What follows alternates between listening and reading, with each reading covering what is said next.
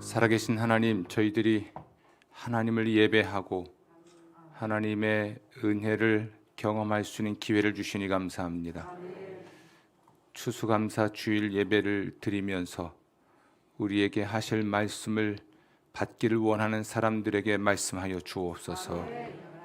받은 은혜를 깨닫고 그러므로 마음 깊이 감사할 수 있는 심령을 허락해 주옵소서. 감사하옵고 예수님 이름으로 기도합니다. 아멘. 하나님 말씀 다니엘서 9장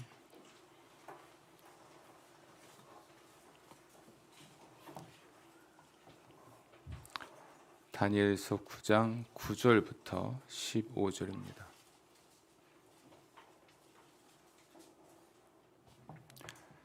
제가 읽습니다. 주 우리 하나님께는 긍휼과 용서하심이 있사오니 이는 우리가 주께 패역하였음이오며 우리 하나님 여호와의 목소리를 듣지 아니하며 여호와께서 그의 종 선지자들에게 부탁하여 우리 앞에 세우신 율법을 행하지 아니하였음이니이다. 온 이스라엘이 주의 율법을 범하고 치우쳐 가서 주의 목소리를 듣지 아니하였으므로 이 저주가 우리에게 내렸으되 곧 하나님의 종 모세의 율법에 기록된 맹세대로 되었사오니 이는 우리가 주께 범죄하였음이니이다. 주께서 큰 재앙을 우리에게 내리사 우리와 및 우리를 재판하던 재판관을 쳐서 하신 말씀을 이루셨사오니 온 천하에 예루살렘에서 일어난 일 같은 것이 없나이다. 모세의 율법에 기록된 대로 이 모든 재앙이 이미 우리에게 내렸사오나 우리는 우리의 죄악을 떠나고 주의 진리를 깨달아 우리 하나님 여호와의 얼굴을 기쁘게 하지 아니하였나이다. 그러므로 여호와께서 이 재앙을 간직하여 두셨다가 우리에게 내리게 하셨사오니 우리의 하나님 여호와께서 행하시는 모든 일이 공의로우시나 우리가 그 목소리를 듣지 아니하였음이니이다. 강한 손으로 주의 백성을 애굽 땅에서 인도하여 내시고 오늘과 같이 명성을 얻으신 우리 주 하나님이여 우리는 범죄하였고 악을 행하였나이다. 아멘. 아멘. 교회의 사회적 책임 그 세 번째 시간인데요. 첫 번째는 예배의 책임을 좀 말씀을 드렸어요. 행동하기 전에 사회적 행동을 하기 전에 근본적으로 예배가 중요하다는 말씀 드렸고 두 번째는 사랑의 책임에 관한 말씀을 나눈 듯합니다. 오늘은 기도의 책임에 관한 말씀을 좀 나누면서 11월 달에 신앙, 영성, 교육, 설교의 주제인 사회적 책임에 관한 이야기를 마무리하려고 합니다. 사방이 어둡고 절망적일 때는 하나님이 무엇을 하고 계시는지가 의심스럽죠. 그럴 때 우리는 무엇을 해야 할까? 무엇을 해야 할까? 코로나19라고 하는 것이 우리를 불안하게 만든 지 벌써 2년여의 시간이 지나고 있어요. 그래서 2019년도 코로나가 발발하기 이전에 세상과 삶을 일상이라고 해요. 그런데 그것이 벌써 까마득해요. 그리고 2020년, 2021년 이 2년 동안의 생활이 우리의 일상으로 이제는 느껴지죠. 대표적으로 지금 여러분 마스크 쓰고 계신 모습입니다. 어딜 나가든지 간에 제일 먼저 제 목에 걸치는 것이 이 마스크 목걸이입니다. 이것이 없이는 바깥 출입을 못하는 거죠. 바깥에 나갈 수도 없고 어느 곳에 들어갈 수도 없는 세상이라서 이 마스크를 챙기는 것이 일상이 되고 말았죠. 그러니까 새로운 일상이에요, 이 모습이. 근데 이것이 아직도 우린 어색하고 낯설고 이것을 벗을 날을 기다리는데 이런 현실이 우리에게는 갈피를 잡지 못하는 혼란의 시대고 혼돈의 시대입니다. 이것이 길어지면 길어질수록 하나님은 도대체 무엇을 하고 계시는지에 대해서 질문을 할 수밖에 없죠. 적어도 우리 그리스도인들이라면 반드시 그렇게 합니다. 왜냐하면 세상 사람들은 이 원인을 과학적으로 접근을 해요. 과학적으로 혹은 정치적으로 접근을 합니다. 혹은 사회적으로, 사회학적으로 접근을 해요. 그러나 우리 그리스도인들은 정치적 접근 또는 사회학적 접근, 이런 일반적인 접근을 하지 않죠. 그건 또 전문가들에게 맡겨놓고, 우리 그리스도인과 교회는 이런 현실에 대한 하나님의 방법으로의 접근이 매우 필요한데요. 그것은 바로 성경 연구와 기도입니다. 아멘. 아멘. 그러니까 혼돈의 시대일수록 그 혼돈의 원인을 밖에서 찾을 수도 있을 겁니다. 그러나 우리 그리스도인과 교회는 안에서 찾는 거죠. 안에서. 그리고 하나님께서 그 현실에 개입하시도록 요청을 하죠. 찾고, 원인을 찾고 하나님의 개입을 요청하는 행위, 이것이 성경 연구와 기도라고 말을 할 수가 있는 겁니다. 이게 최우선적 책임입니다. 우리는 대사회적인 목소리를 낼 수 있어요. 국가 또는 정권의 국가 권력에 대해서도 어떤 말을 할 수가 있습니다. 저도 물론 말을 할 수 있고 말을 하죠. 그러나 그 말을 할 때는 그 말을 하는 이유가 있어야 되는 거죠. 근거가 있어야 되는 것이죠. 오늘 저는 이 다니엘 이야기를 통해서 사회적, 교회와 그리스도인의 사회적 책임에 관한 말씀을 나누고자 합니다. 다니엘처럼 혼돈의 시대를 살았던 인물이 없기 때문에 그래요. 다니엘이 태어나 살던 시대는 망국의 시대입니다. 망국의 시대. 잠시 후에 또 말씀드리겠습니다만 기원전 605년 그 남진 정책을 펴던 바벨론 제국과 북진 정책을 펴던 이집트가 이해관계가 충돌을 했죠. 그 와중에 끼어 있는 국가였던 팔레스틴 지역의 이 이스라엘은 이제 바벨론 편에 서야 될지 아니면 이집트 편에 서야 될지, 그 양강 체제 하에서 도대체 어느 나라와 손을 잡아야 될지 이제 외교적인 지혜가 필요한 시점이었죠. 이때 선지자들의 예언을 외면하고 무시하고 왕이 이집트 편을 듭니다. 그리고 이집트와 바벨론 제국의 전쟁, 이 갈그미스 전투에서 결국은 바벨론이 승리를 거둡니다.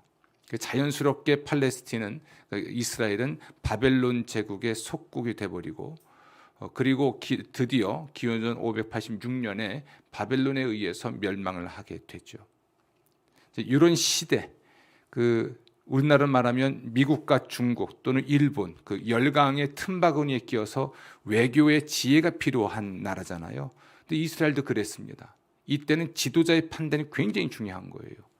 권력자들 또는 위정자들의 판단이 결정적으로 중요한데, 유다 왕, 남왕국 유다의 왕은 선지자, 하나님의 종들의 말보다는 아마도 외교관들 또는 군부의 사람들, 이런 사람들, 관료들의 말을 귀담아 들었던 것으로 보여요. 어쨌든 결국 나라는 망하게 되었고, 그런 시국에, 그런 혼돈의 시대를 살았던 사람이 다니엘이에요. 망국의 시대를 살면서 나라가 어떻게 왜 망했는지도 알게 되고 바벨론 포로로 끌려가게 됩니다. 포로로 끌려가서 그는 성공하죠. 성경에 의하면 그는 제국의 세 번째 권력자가 됩니다. 첫 번째는 물론 황제요, 두 번째는 황후, 그의 부인이요, 세 번째는 다니엘이었죠. 성공한 사람이죠. 그러니까 바벨론 포로로 끌려가서, 전쟁 포로로 끌려가서 그 제국의 세 번째 통치자가 되었다는 것은 그가 어떤 정치적, 어떤 군사적, 사회적 업무, 직무와 관련해서 얼마나 많은 일들을 겪었는지를 짐작할 수 있습니다. 그리고 동족, 유대인들이 어떤 형편의 노예인지도 알고 있고요. 그런 현실을 살아낸 사람이 다니엘이에요. 다니엘은 그런 역사의 소용돌이의 한 중심에 있으면서 어떻게 현실을 판단하고 어떻게 하나님의 사람다운 처신을 했는지 오늘 그걸 듣고 싶은 겁니다. 좀 역사적인 이야기라 조금 불편할 수 있지만, 어려울 수 있지만 다시 한번 들으면서 우리 시대를 진단하시고 또 우리 교회와 여러분 자신을 좀 돌아보면서 복된 이 추수감사주의를 지내시기를 주의 이름으로 축원합니다. 아멘. 오늘 9장 1절 2절 보면 메대 족속 아하수에로의 아들 다리오가 갈대아 나라 왕으로 세움을 받던 첫 해, 북쪽 지역입니다. 갈대아 나라, 바벨론 제국 이후로 곧 그 통치 원년에 난 다니엘이 책을 통해 여호와께서 말씀으로 선지자 예레미야에게 알려주신 그 연수를 깨닫게 됩니다. 뭘 통해서 깨닫냐면 책을 통해서. 무엇을 깨달았냐면 여호와께서 말씀으로 선지자 예레미야에게 알려주신 그 연수를 깨달았는데 그 내용은 이런 겁니다. 예루살렘의 황폐함이 70년 만에 그치리라. 아멘. 책을 통해서 하나님께서 예레미야를 통해서 하신 그 연수 70년이라고 하는 시간에 대해서 그가 깨닫게 되죠. 저는 그 시간에 대한 깨달음을 역사에 대한 깨달음으로 이해를 합니다. 왜냐하면 이 70년이라고 하는 시간에는 결국 역사적 사건들이 있는 시간이거든요. 다니엘이 읽고 연구했던 성경은 예레미야 25장 11절부터 14절로 보여요. 제가 좀 읽어보겠습니다. 이 모든 땅이 폐허가 되어 놀랄 일이 될 것이며 이 민족들은 70년 동안 바벨론의 왕을 섬기리라. 여호와의 말씀이니라. 70년이 끝나면 내가 바벨론의 왕과 그의 나라와 갈대아인의 땅을 그 죄악으로 말미암아 벌하여 영원히 폐허가 되게 하되 내가 그 땅을 향하여 선언한 바 곧 예레미야가 모든 민족을 향하여 예언하고 이 책에 기록한 나의 모든 말을 그 땅에 임하게 하리라. 그리하여 여러 민족과 큰 왕들이 그들로 자기들을 섬기게 할 것이나 나는 그들의 행위와 그들의 손이 행한 대로 갚으리라. 아멘. 이 다니엘은 바벨론 땅에서 65년이 넘도록 살았어요. 그 세월 동안에 우선 바벨론이라고 하는 이 제국이 이집트 제국을 멸망시키는 것을 아는 사람이에요. 이게 기원전 605년 이 갈그미스 전투에서 있었던 것이니까. 또 하나가 있는데 이스라엘의 북왕주를 멸망시킨 아시리아 제국. 아시리아 제국이 패권을 고대 근동의 패권을 쥐고 있을 때 그 아시리아 제국이 북왕조 이스라엘의 북쪽을 점령한 사건도 알고 있습니다. 그런데 바벨론 제국이 이 아시리아를 멸망시킨 사실도 역사적으로 알아요. 그러니까 고대 근동 사회의 패권국이 바뀔 때 이집트, 아시리아, 이집트는 남쪽에 있고 아시리아나 바벨론은 북쪽에 있습니다. 성경에서 북쪽으로부터 오는 이스라엘을 침공하는 적들을 묘사할 때 아시리아 제국이나 혹은 아시리아가 멸망하고 바벨론이 패권을 쥐게 됩니다. 근데 바벨론이 패권을 쥐은 지 얼마 지나지 않아서 메데 바사 연합국이 바벨론을 멸망시켜요. 메데 바사 연합국이 결국은 페르시아가 되고요. 페르시아 제국을 멸망시킨 것이 헬라 제국이에요. 그러니까 그리스죠. 그리고 헬라 제국을 멸망시킨 나라가 이제 로마란 말이에요. 이제 로마 시대까지 살진 않았지만 적어도 바벨론 제국과 그리고 메데 바사, 페르시아가 바벨론을 멸망시키는 그 과정에서 이 바벨론에서 세 번째 통치자가 권력자가 될 만큼 성공한 사람이 다니엘이에요. 고대 근동의 패권국이 어떻게 바뀌는지, 이 바벨론 제국도 망하는구나. 이집트 제국도 망하는구나. 그리고 물론 그 전에는 아시리아 제국도 망하는구나. 이 권력이, 이 패권이 이게 지금 바뀌는구나. 영원히 지지 않을 것 같은 그 나라, 그러니까 영국은 해가 지지 않는 나라라고 하지 않습니까? 그것은 영국이 정복한 나라가 너무 많은 거였어요. 그래서 동쪽에서 해가 져도 또 다른 해가 서쪽에서 떠오르는 거죠. 그것도 영국이란 이야기예요. 남쪽에서 해가 져도 동시에 북쪽은 해가 뜹니다. 남과 북이 다 영국의 나라입니다. 그러다 보니까 해가 지지 않는 나라는 말을 들은 거거든요. 이와 같은 어떤 패권을 쥐고 있던 제국조차도 오늘날로 말하면 중국이 되었던 미국이 되었던 일본이 되었던 어느 나라가 되었든지 간에 해가 질 수 있구나. 이것을 뼈저리게 경험한 사람이 다니엘이에요. 그래서 70년, 선지자 예레미야가 예언한 70년이라고 하는 그 시간. 근데 이 예언이 하나님이 예레미야에게 주신 예언이에요.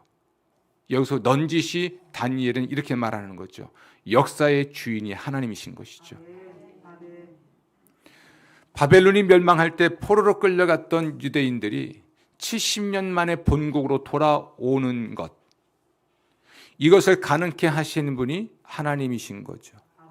역사의 수레바퀴를 누가 돌리는가? 하나님이 돌리신다는 것을 깨닫게 됩니다. 이게 역사에 대한 성경적 관점이에요. 선지자 예레미야가 예언할 때 그의 예언의 말을 왕이 들었더라면 그런 불행을 맞이하지 않았겠죠. 예레미야는 그러므로 결국은 매국노이거나 나라 팔아먹은 이완용보다 더한 사람 취급을 받습니다. 결사항전을 독려하기보다는 항복을 독려했으니까, 그리고 바벨론과 손을 잡을 걸 또 이야기했으니까 말이 안 되는 거죠. 국민적 정서와는 전혀 다른 정책, 전혀 다른 제안을 한 겁니다. 예레미야의 말은 하나님의 말씀이었어요. 다른 사람은 정치가 또는 군사 전문가 혹은 외교관의 말이었을 겁니다. 그래서였겠죠. 그래서 였겠지만 누가 옳았습니까? 예레미야가 옳았죠. 그리고 그를 통해서 하나님이 하신 말씀, 70년간 종살이를 한 후에 70년 뒤에 본국으로 돌아오는 일이 있을 것이다. 이것은 아직 이루어지지 않았으나 이루어질 약속으로 보는 거죠. 국가의 현실,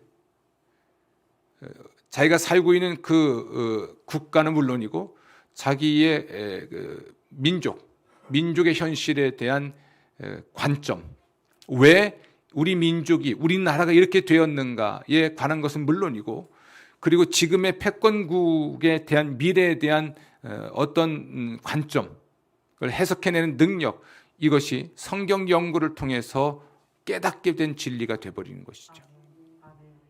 아멘. 아멘. 어쩌면 다니엘은 선지자 예레미야를 통해서 말씀하신 그 70년이라고 하는 시간의 시작점은 몰랐을 것 같아요. 그때가 언제인지 모르죠. 그러나 적어도 어림짐작해서 기원전 605년으로 잡으면 70년 후니까 535년경에 이제는 바벨론 포로를 끝내고 본국으로 돌아온 일이 있지 않을까. 근데 그 시대에 다니엘이 이 이야기를 하는 겁니다. 이제 곧 본국으로 돌아갈 수 있지 않을까. 이런 깨달음을 갖는 거죠. 그러나 605년이 아니고 나라가 망했던 586년으로 본다면 아직은 남아있으나 이제 곧 돌아갈 수 있는 희망이 생기는 것이죠. 여러분, 성경을 가지고 이제 지금의 혼돈의 시대일수록 우리는 많은 뉴스를 듣기보다 하나님 말씀을 연구할 필요가 있는 거예요. 제가 시사가 매우 중요합니다. 목사로서 우리 시대를 알아야 되니까. 그래서 많은 토론이라든지 또는 평론이라든지 이런 것을 제가 자주 봐요. 근데 보면 볼수록 정신사 나와요. 심령이 시끄러워집니다. 그것을 가지고 판단할 수는 없습니다. 여러분, 교회와 국가 혹은 종교와 정치는 사실은 중립을, 특히 교회는 중립을 지켜야 됩니다. 제가 어느 편에 설 수 없습니다. 개인적으로는 어느 편에 설 수 있겠으나 이때는 이 편이고 저 때는 저 편이에요. 그 기준이 하나님 말씀이어야 하는 것이죠. 어느 정권도 어느 권력자도 다 잘할 수는 없습니다. 하나님의 관점을 갖는다는 것은 매우 중요합니다. 역사에 대하여 또는 이 시대에 대하여 하나님의 관점을 갖는 것은 그리스도인과 교회의 최우선적 책무입니다.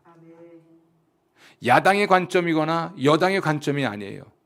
또 중도층들의 관점이 아닙니다.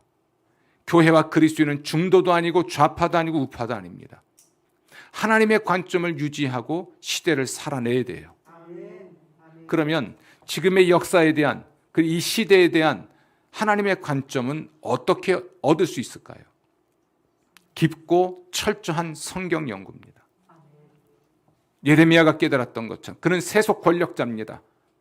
하나님의 사람이었으나 세속 권력자입니다.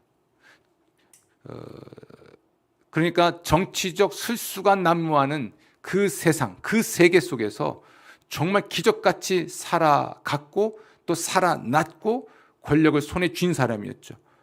여러분 다니엘 일대기를 보면 그가 사자굴에도 들어갔잖아요.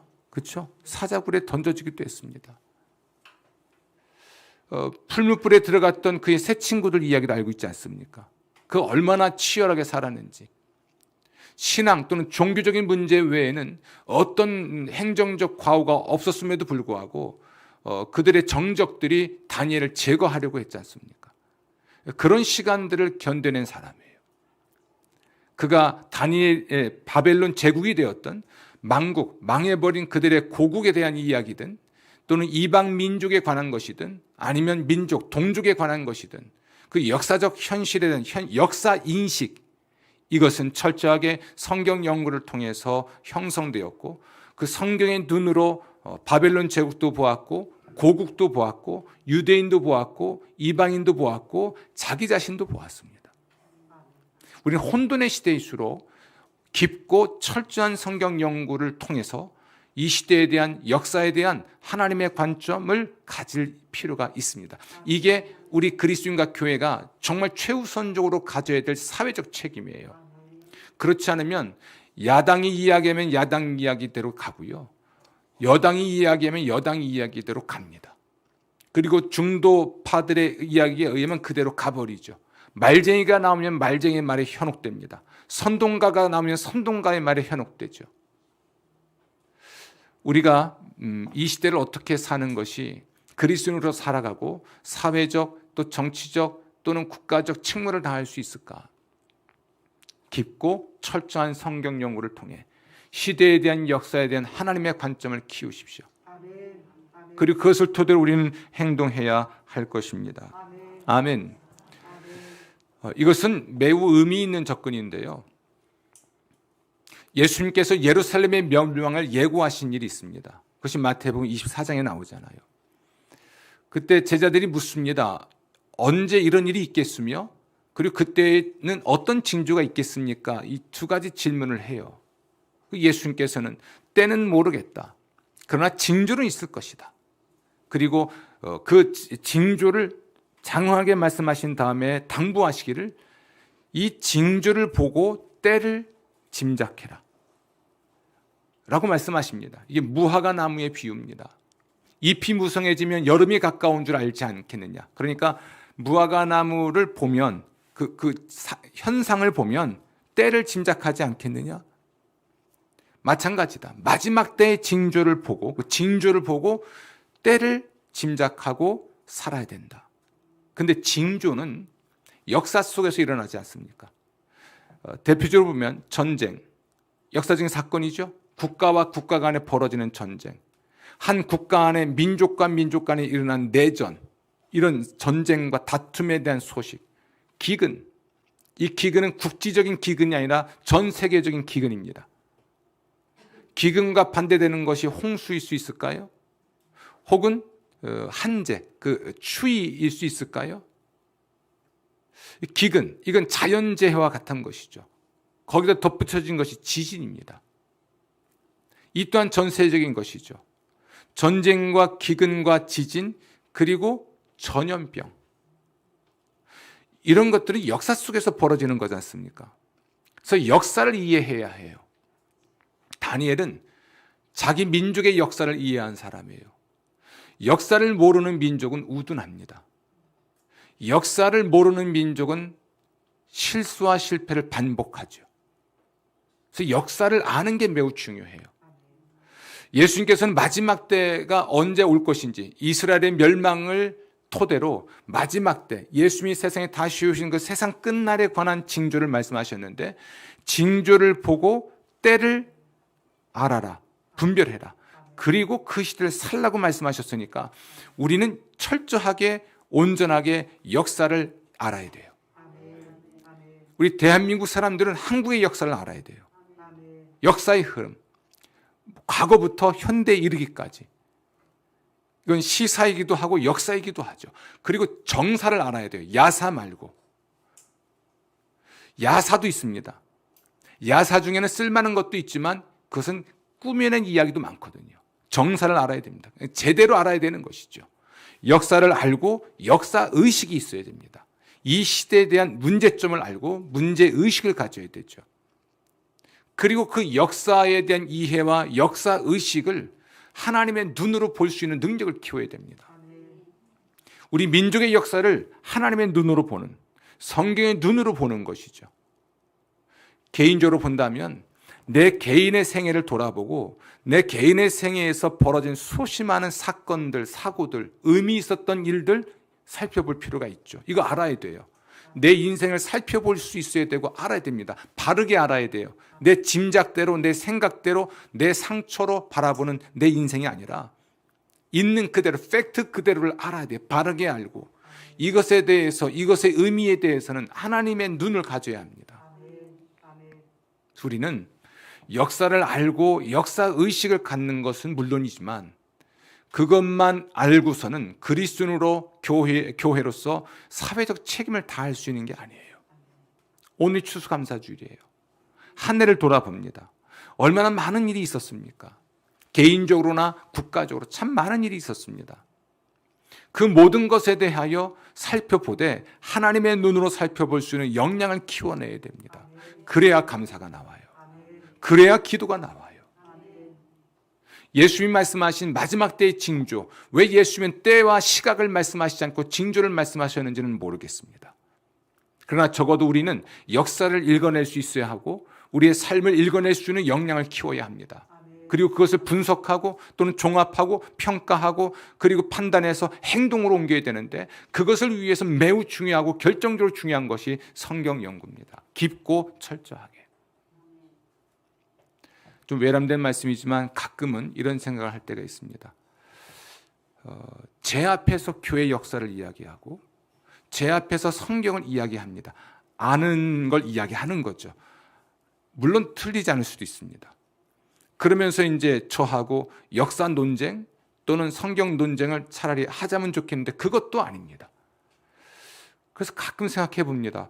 도대체 이 사람들은 어떤 의도로 나에게 성경과 역사를 이야기할까? 그리고 그 역사를 제대로 알까?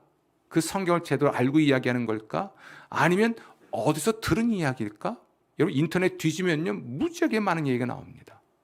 저도 오류와 실수가 있어서 옳은지 잘못되는지를 판단하기 위해서 많은 학자들 또는 개인적인 성경 연구 등등을 통해서 이걸 분석해 보고 있는데요. 역사를 이야기하고 성경을 이야기할 때는 신중하고 진중해야 되거든요. 정확해야 되니까. 어설프게 하는 지식으로 현실을 판단하고 잘못된 편견으로 역사를 판단하면 오류를 범합니다. 매우 중요하지만 그렇기 때문에 중요한 만큼 결정적인 것인 만큼 우리는 올바르고 깊은 성경 연구와 역사의식을 가질 필요가 있습니다. 아멘. 한 가지 예를 들어볼게요. 기독교의 역사는 몇 년일까요? 우리는 늘 이렇게 합니다. 2000년 역사, 2000년 역사 그렇죠. 그런데 언뜻 우리가 지금 경험하고 있고 경험적으로 실천하고 있는 것들은 그렇지 않아요. 한 200년 역사, 그러니까 미국에서 복음이 들어왔다는 생각으로 미국에서 넘어온 기독교만 생각해요. 그럼 미국의 기독교의 역사는 뭐 200년, 300년밖에 안 된 역사입니다. 우리 개신교의 역사는 1517년으로 보고 있지만 그렇지 않아요. 예수님 승천하신 이후부터 따져봐야 되고 교회가 부패했을 뿐이지 교회가 없어졌던 역사는 아니에요. 여러분, 중세라고 하는 그 시간은 암흑기라고 하는데, 이 암흑기라는 말을 쓴 것은 소위 말하는 인문주의자들이 한 겁니다. 인문주의자라는 것은 인본주의자들이에요.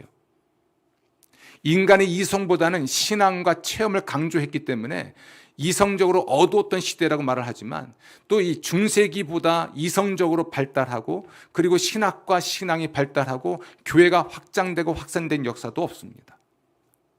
가장 오래된 새 것, 성경에도 있고 교회 역사에도 있고 종교 개혁기에도 있었으나, 심지어 미국에서 복음이 이 나라로 전파되기 이전에, 그러니까 19세기 말 이전에부터 이 기독교는 있었습니다. 미국에서 넘어온 그런 신앙과 신앙만 가지고 배워왔으니까 예배면 예배, 음악이면 음악, 또 제도이면 제도가 마치 200년, 300년밖에 안 된 듯이 생각하는 것이죠. 이 단절된 역사입니다. 우리가 경험하고 있는 것은 얼마나 일천한지요. 그 방대한 역사 속에서 교회가 지켜왔던 복된 것들, 은혜에 있는 것들을 잃어버린 게 너무 많죠. 성도 여러분, 우리는 시대적 사명, 이 대사회적 책임을 다하기 위해서 결국 성경의 관점을 키워야 됩니다. 주께서 말씀하신 아주 명확하고 분명한 말씀들은 물론이고, 우리 시대에 적합한 특별한 성령의 은총으로 주어지는 예언의 말씀들이 또 있습니다. 이것을 우리는 소중히 여기고 그것을 가지고 시대를 볼 수 있어야 합니다. 다니엘이 성경을 연구하면서 깨달은 것은 그들이 잘못됐다는 것이었어요. 그리고 지금 그들이 나라를 잃고 전 세계로 흩어져서 이렇게 유랑하고 있는 그런 비극적인 민족이 된 원인이 그들의 잘못에 있다고 깨달은 것입니다. 근데 그들의 잘못을 그는 매우 의미 있게 이야기를 합니다. 그들은 어떤 잘못을 저질렀을까요? 물론 그들은 5절 말씀 보면 범죄했죠. 또 반역했죠. 주의 법도와 규례를 떠났습니다. 그런데 6절 보면 우리가 또 주의 종 선지자들이 주의 이름으로 우리의 왕들과 고관과 조상들과 온 국민에게 말씀하신 것을 듣지 않았죠. 아멘. 하나님이 선지자들을 통해서 말씀하신 것이 하나님 말씀이었어요. 이스라엘의 잘못이 뭐냐면, 왕들과 고관들의 잘못이 뭐냐면, 선지자를 통해서 하나님이 하신 그 말씀을 듣지 않은 겁니다.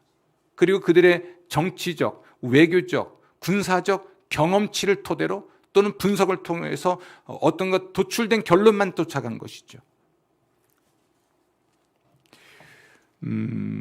8절, 주여 수치가 우리에게 돌아오고 우리의 왕들과 우리의 고관과 조상들에게 돌아온 것은 우리가 주께 범죄하였음이니이다. 그들이 죄를 지었다는 기준이 무엇이었는가? 기록된 하나님의 말씀 물론 포함합니다.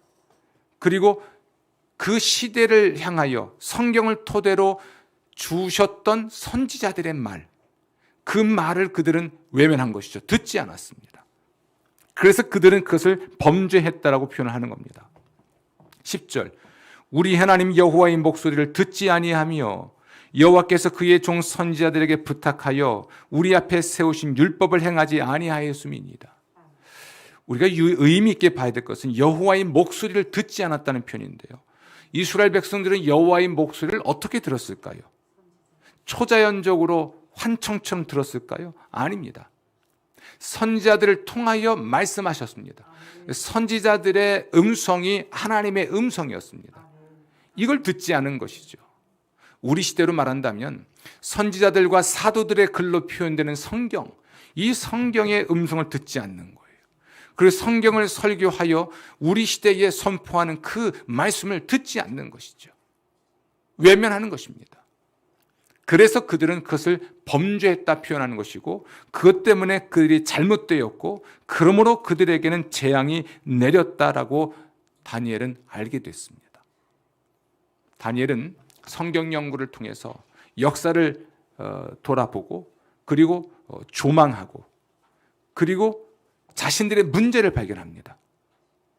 시대에 대한 분석은 물론이고 자신들의 문제를 발견하고 지금 우리가 이렇게 불행한 이유가 여기에 있구나 는 알게 되죠. 그래서 그가 하나님 앞에 기도하는 거예요. 성경 연구를 통해서 발견된 현실에 대한 진단 그리고 그 근본적인 원인에 대한 자신들의 과오의 발견, 그래서 하나님께 나아가서 그는 기도를 하죠. 9장 3절 내가 금식하며 베옷을 입고 죄를 덮어쓰고 주 하나님께 기도하여 간구하기를 결심하고. 아멘. 여기서 베옷을 입었다는 이야기는 사실 이게 상복이에요. 상복. 참회한다는 이야기예요. 죄를 뒤집어 썼다는 것은 모든 사치와 모든 어떤 그 쾌락을 중단한다는 것입니다. 하나님께 겸손하게 나아가서 모든 사치와 즐거움을 중단하고 상복을 입은 채로 자신들의 과오를 고백하는 것이죠. 그런데 매우 중요한 건 그는 우리라는 말을 씁니다. 우리.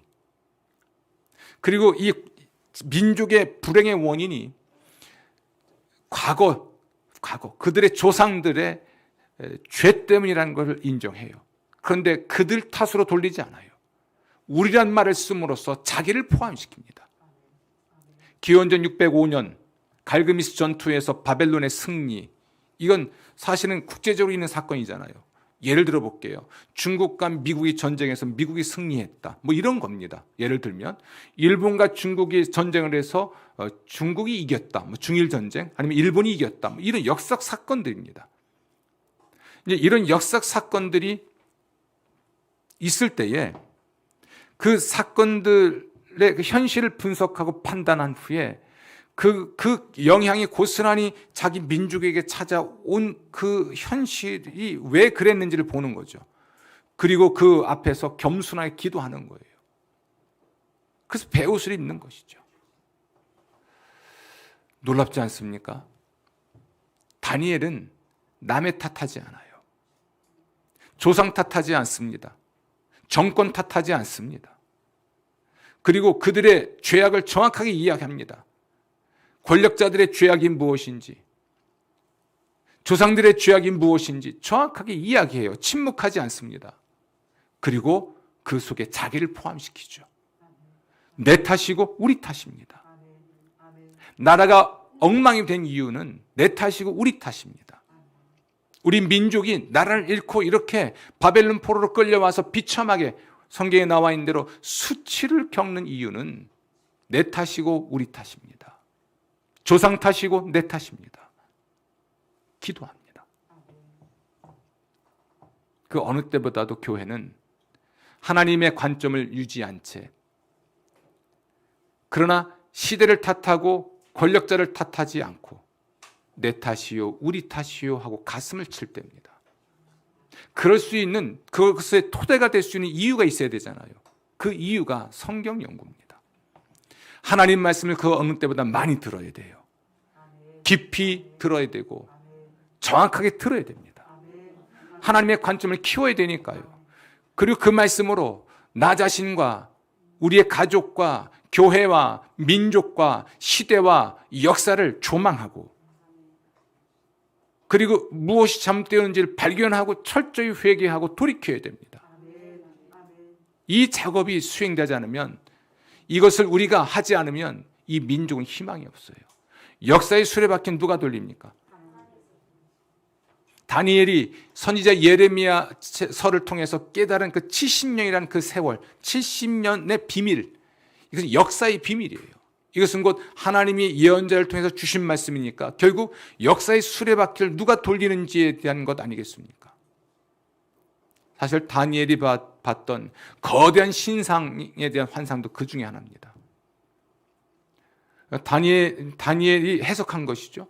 느부갓네살 왕이 꾸었던 꿈들, 역사가 어떻게 흘러갈 것인지에 대해서는 예언자가 알고 있는 것이죠.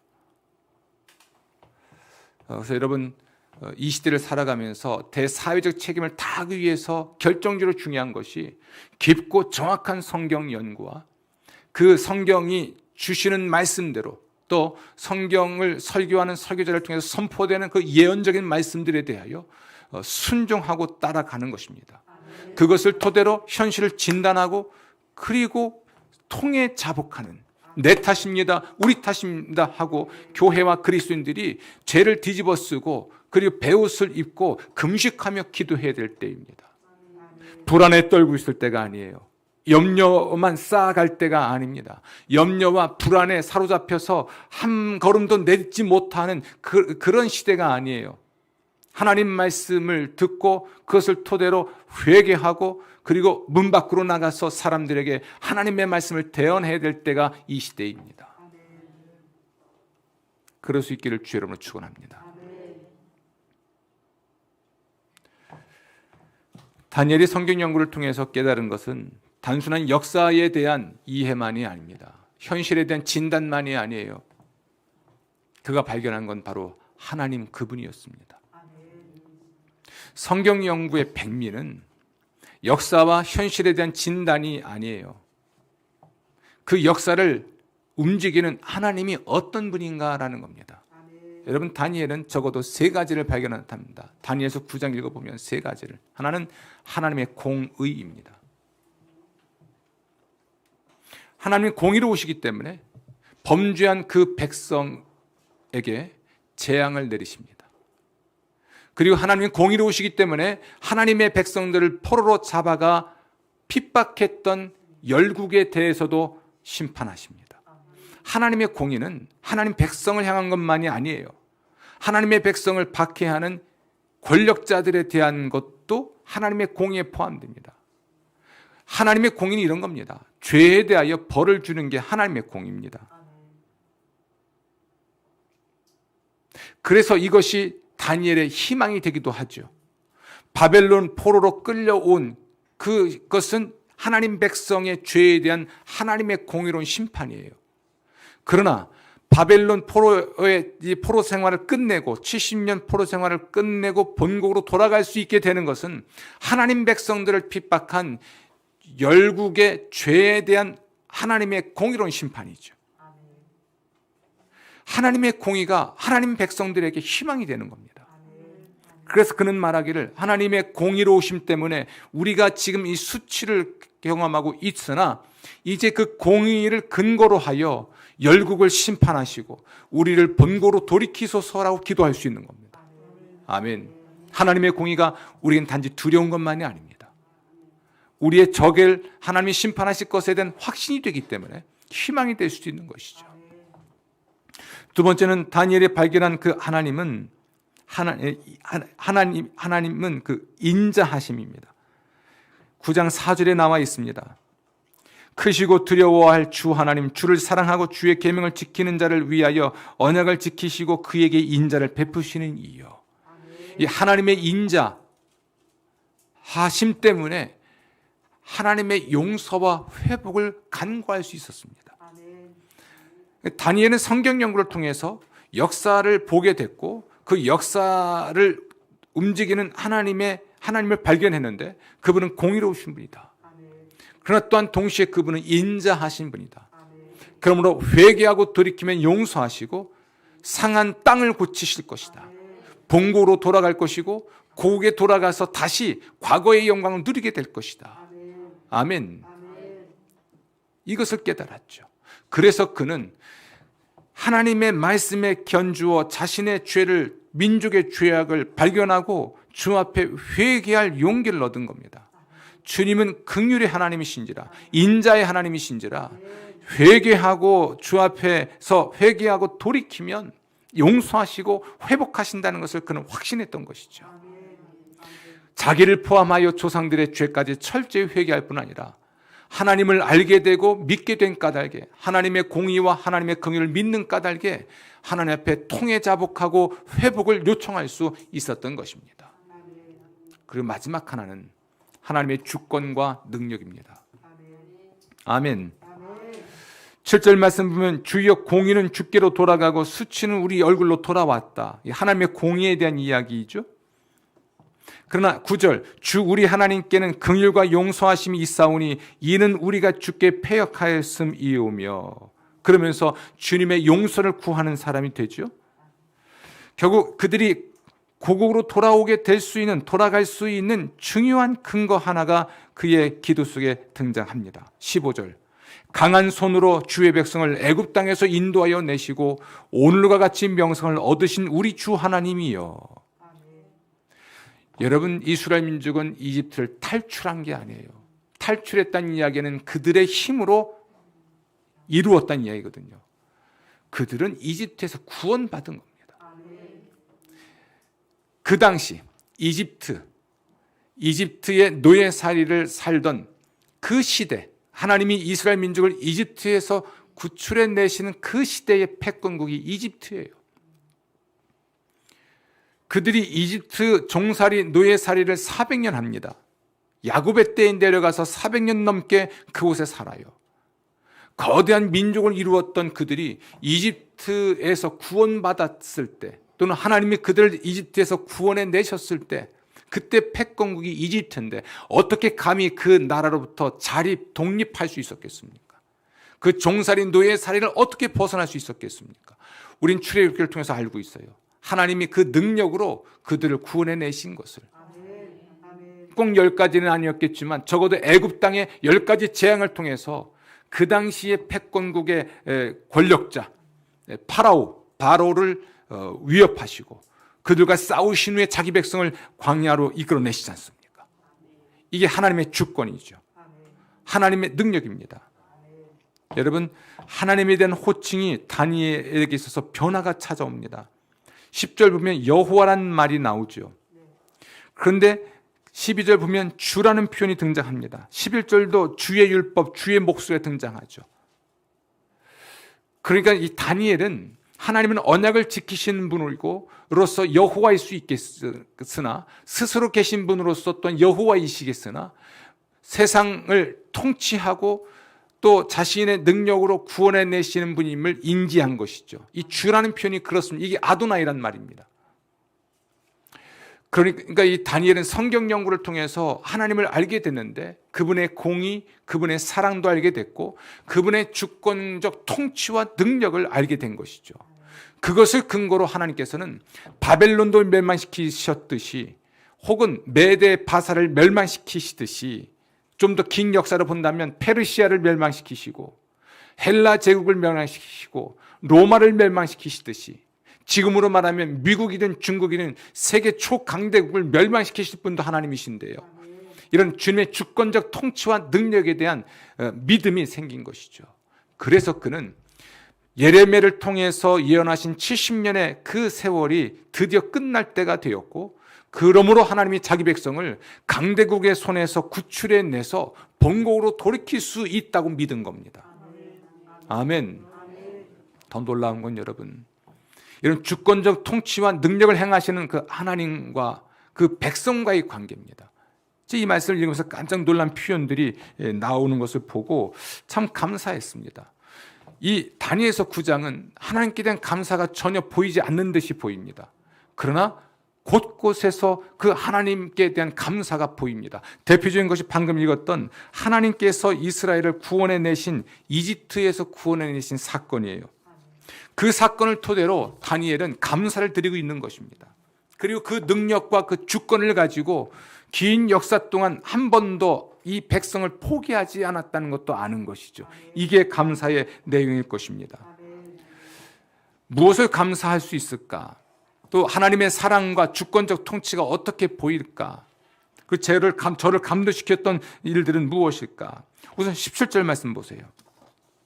그러한즉 우리 하나님이여 지금 주의 종의 기도와 간구를 들으시고 주를 위하여 주의 얼굴 빛을 주의 황폐한 성소에 비추시옵소서. 저를 주목하게 만든 것이 바로 여기 있습니다. 무엇일까요? 주를 위하여. 하나님의 백성을 위하여 하시는 일이 곧 누구를 위한 것입니까? 주를 위한 거예요. 19절 말씀 보십시오. 주여 들으소서, 주여 용서하소서, 주여 귀를 기울이시고 행하소서, 지체하지 마옵소서. 나의 하나님이여 주 자신을 위하여 하시옵소서. 이는 주의 성과 주의 백성이 주의 이름으로 일컫는 바 됨이니이다. 아멘. 이스라엘은 또 예루살렘은 성전은 주의 이름으로 일컬어지는 것. 사람들은 유대인들을 볼 때에 예루살렘과 연관해서 이 생각을 해요. 예루살렘의 성전과 연관지어 생각을 해요. 그러니까 유대인들은 하나님의 백성이라는 것이죠. 아멘. 그러므로 하나님의 백성을 위하여 하나님이 하시는 일은 곧 누구를 위한 것입니까? 하나님은 그분을 위한 것이에요. 바벨론 포로로 끌려와 있는 그 현실은 하나님의 명예가 손상된 겁니다. 하나님의 영광이 가려진 것입니다. 깜짝 놀랐습니다. 다니엘의 용기가 이렇게 나온 거죠. 그것은 성경 연구를 통해서 내가 누구인가, 우리가 누구인가를 정확하게 안 것이죠. 우리는 하나님이 이집트에서 구출해내신 하나님의 백성이고 우리는 하나님의 이름으로 일컬어지는 백성이죠. 가나안 원주민들은 유대인들을 볼 때 하나님의 이름으로 불렀습니다. 야훼의 백성, 하나님의 백성. 예루살렘 또는 성전을 말할 때마다 다른 모든 가나안 원주민들은 하나님의 이름으로 그 성을, 그 성전을 말했습니다. 하나님의 집, 이런 식으로 말을 하는 것이죠. 너무 어렵죠. 쉽게 말하면 내 망신 하나님 망신이고 나의 명예 하나님의 명예고 내 영광 하나님의 영광이고. 저는 옛날에 부흥 강사님이 그 말씀 왜 하시나 했습니다. 지나친 거 아닌가 싶은데 여기에 못이 박혀 있습니다. 지금 다니엘은 성경 연구를 통해서 내가 누구인가, 우리가 누구인가, 하나님 앞에서 우리가 누구인가, 왜 하나님 우리를 구원하셔야 하는가. 물론 그분의 공의로움 때문에, 그분의 사랑 때문이기도 하겠으나 우리가 하나님의 영광과 직결되어 있구나. 아멘. 큰 감동이 있습니다. 그래서 추수감사 줄 때 너무 감사한 거예요. 주의 이름을 위하여 하시옵소서. 주여 주 자신을 위하여 하시옵소서. 이런 것, 하나님 나를 구원하시옵소서. 주님을 위하여. 저의 병을 고치시는 것이 주님을 위한 것입니다. 저의 가난함을 해결하시는 것이 주님을 위한 것입니다. 아멘.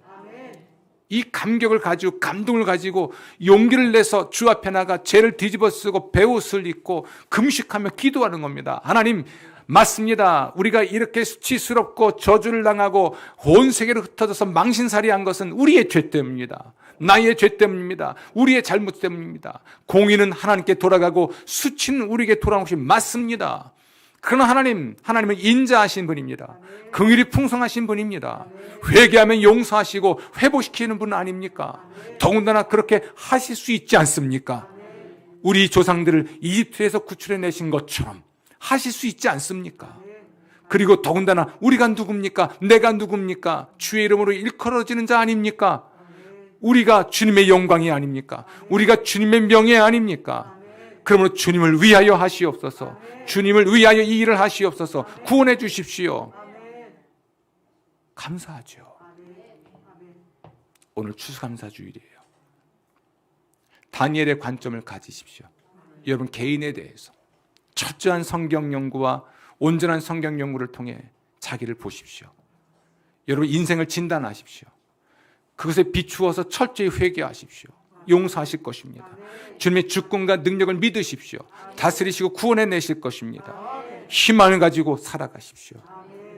국가와 사회에 대해서도 마찬가지예요. 그러므로 우리 기독교인들의 최우선적 책임이 무엇인가? 이 시대와 역사에 대한 성경의 관점을 키우기 위해 성경을 연구하고 하나님의 종들을 통해서 선포되는 말씀을 귀담아 듣고 시대 정신을 따라 저항하고 반항하고 대들지 말고 순응하고 순종하고 귀담아 듣고 철저히 회개하며 금식할 뿐 아니라 하나님의 구원을 소망하며 희망차게 살아가는 것입니다. 아멘. 아멘.